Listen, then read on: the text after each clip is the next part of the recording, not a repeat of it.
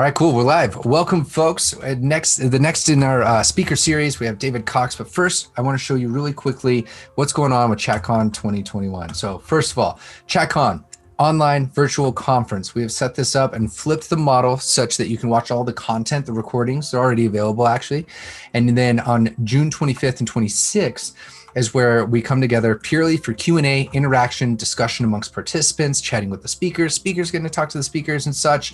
We have a whole big lineup. There's about 15 hours of content and a whole list of speakers here. So I'll scroll through. You can kind of take a peek, pause if you want to look at who's here. We have people from all over different areas of technology, human-related areas of psychology, behavior analysis, training, as well as areas of animal training as well. Scientists will be involved, some neurological sort of things with Autumn Sorrells and Neuralink and what they do there. So there's just like a whole lot of cool stuff. Behavior nerds coming together to converge on all these topics and share things. So today, real quick, I want to introduce you to one of the speakers, David Cox. What's up? How you doing?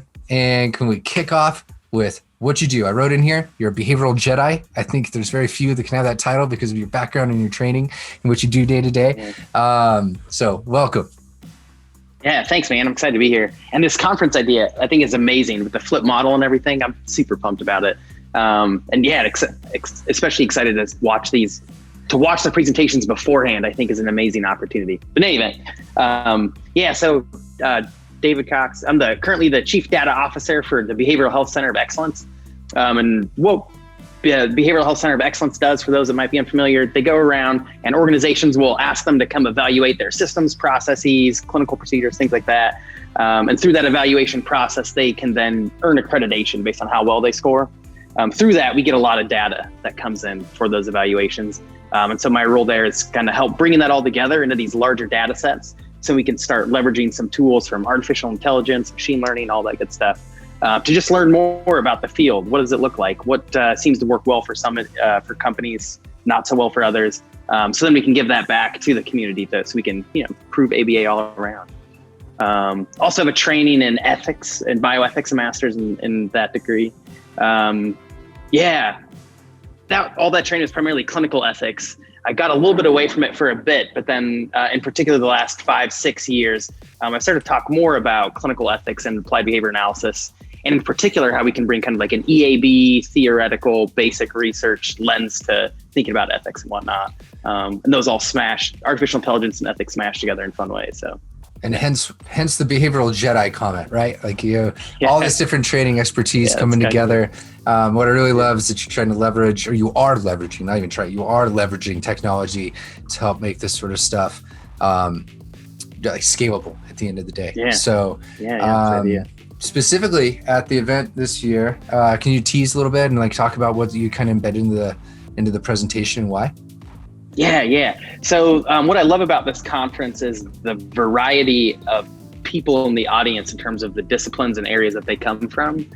So what I try to do is talk about this idea of behavioral data science, right? So leveraging these like big data analytic techniques, machine learning and whatnot, but as it relates to behavior science in some way. And so within the presentation, I talk about how both those fields kind of inform each other, as well as based on the disciplines that are likely to be in the audience, how machine learning is being used across those many areas. And then also how some of those areas are giving back to machine learning researchers. So I think it's fun. Yeah, and the cool thing here, which I've seen you talk about elsewhere, but I asked you to like throw in there, is that even if AI, machine learning, like you're like, I don't want to sign up for an entire learning program to be able to understand how to leverage these tools. There's ways and paths for you to be involved as well, right? In different sort of ways. Can you share a little bit about that, I guess? Like there's different ways to get involved outside of just being the one that codes or creates these things? Oh, yeah, absolutely. So I think kind of like in behavior analysis, right? You can get involved, you can get really into EAB, you can get into practitioner work, maybe applied research. Same with machine learning or kind of bringing some of these techniques to behavior analysis.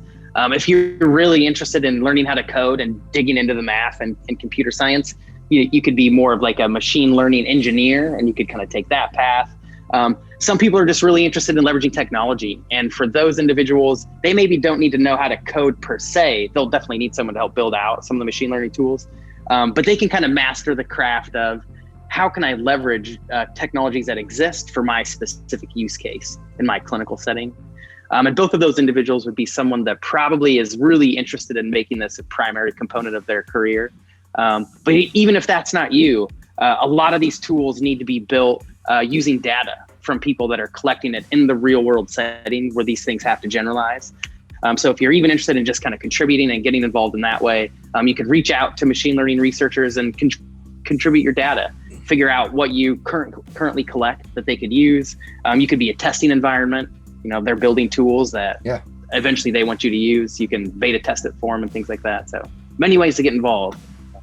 Very cool. Thank you. Yeah, I think the CHATTcon, the idea here, the last T being technology, we try to bring in and say, hey, technology can be like this world of artificial intelligence, machine learning, people like yourself that know how to dig in, write these sort of things, dig into the math side of it. But it can also be simple solutions of like low tech, simple solutions that like help a business or help a practitioner reach more people, right? Yeah. And what I really liked about your presentation, how you frame this is like, no matter where it is that you want to jump in here, you can jump into the low tech kind of solutions or help offering things like data and such to people where you can dive in as well. So that's all embedded in there. For anybody that's interested, like I said, these are all up right now. And I was going to share, like, this is where everything's listed in Whova. We're actually having some different watch parties, is what we're calling them, where we're going through, watching the content together in groups. You can comment, chat, and there's polls and a community option to continue engaging back there as well, and asking questions. So what we're going to do is we're going to stack those with questions from attendees. And then David's going to be on the spot for 45 minutes, June 25th, to talk about those sort of questions, try to answer as many as we possibly can. I know this is a little bit on the spot, but maybe one area to kind of like dive into before we wrap up is this world moves so fast, not the world, like the world that you're in. Is there things in the last few, we haven't caught up for probably, I don't know, a month or two. Is there things that you're digging into that you're interested in? Different research questions maybe people are asking or trying to solve in the behavioral world right now? Yeah.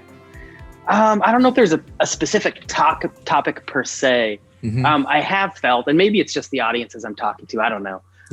But what I have felt a little bit in the last month or two, maybe three, is previously I felt like I was doing a lot of explaining. This is what this stuff is. Oh, and we can use it for behavior science or in behavior analysis.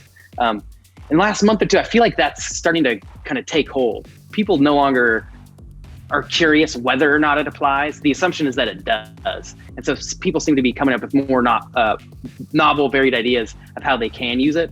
And there seem to be, for example, behavior analysts who code, there's a few different channels in there. People seem to be actually implementing these solutions. More and more people are throwing out ideas. Hey, I tried this. Hey, I tried that.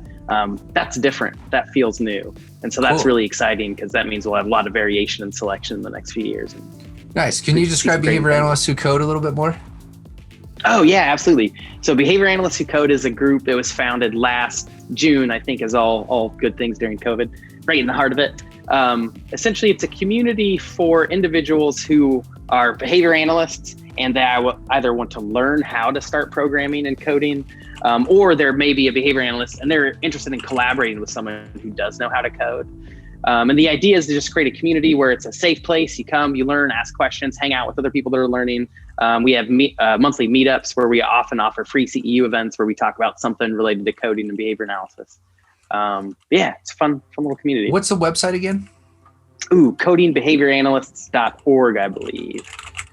All right, cool. Check and make sure that works really fast. That's all right. Codingbehavioranalysts.org. Okay, sweet. I was going to share it, but I couldn't type it fast enough. So it's a really cool free resource, and I've jumped into there as well just to kind of like, I appreciate the article sharing and links and things that go on there, just to kind of have an idea of like, what are these technologists across these different sectors putting out there, trying to do, as well as like, what are people in the field trying to actually implement as well. So cool. Any other closing words of wisdom?